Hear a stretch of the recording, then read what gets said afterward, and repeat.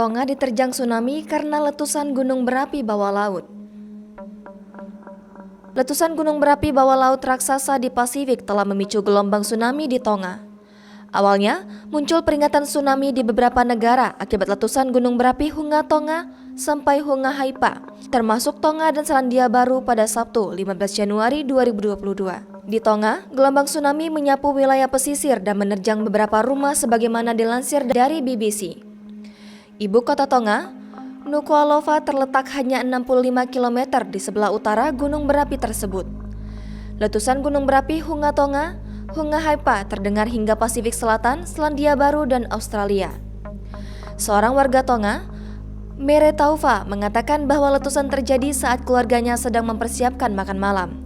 Adiknya mengira ada bom meledak di dekatnya. Setelah letusan terdengar, Taufa mengatakan kemudian air mengalir deras ke rumah mereka.